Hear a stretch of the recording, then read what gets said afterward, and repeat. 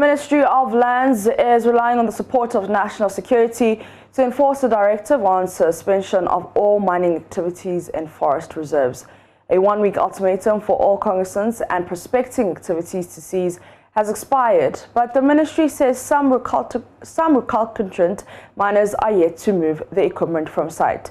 Deputy Minister Designate for Lands Benito Usubayo and Chief Executive of the Forestry Commission, John Alutem, monitored the level of compliance in some areas. Hoimeng, who joined the team, filed this report. Several hectares of virgin forest have been destroyed in the Oda Forest Reserve. Officials at the Ministry of Lands say owners of the concession have satisfied all mining requirements except the acquisition of a mining operating permit. Several hectares of mined lands had been reclaimed by the miners who had acquired mining lease, forestry entry permit, among others. A makeshift camp, excavators and bulldozers under the protection of some security men were on site. Benito Owusu was unhappy with the failure of the miners to suspend operations. He ordered one of the excavators and makeshift camp to be set on fire to deter other operators.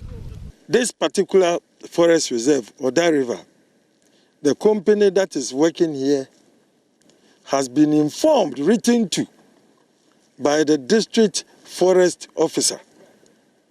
And also previously in January, an exercise was carried on here. And in that exercise, 10 excavators were impounded here and seized and sent to Bekwai. And still they are here. So it tells you that they are recalcitrant. We will onward relay the information to the national security apparatus. Enforcement is not the work of our ministry. The enforcement aspect of it is the mandate of the national security apparatus. We would let them carry on with their work to serve as a deterrent to others, especially this company, which is recalcitrant and is not prepared to listen. The story was, however, different at the Subin Waterbed Reserve, where illegal miners had destroyed the forest and part of cocoa farm with impunity. Most of the cocoa farms, they've destroyed them. Look, if you look over there, you see the cocoa farms. The situation has left several open mining pits scattered on the field. Economic viable tree species such as Hedua and Cedrela have been destroyed. Though no one was seen on site at the time of the visit, Mr. Osubio was incensed at the level of devastation. This particular forest reserve, there has been no application for any prospecting or reconnaissance whatsoever.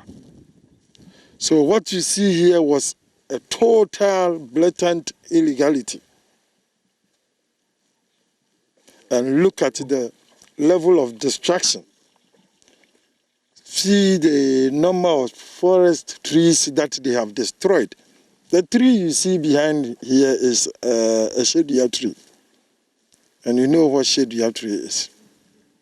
A very good economic tree. They've destroyed them all.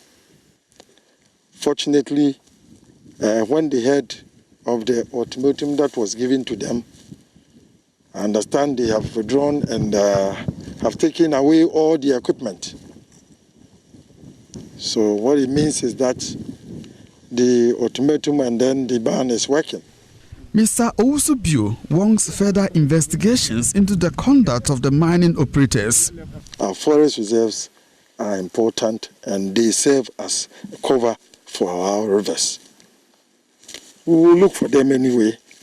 We will do investigation and see if we can find whoever came here to do this.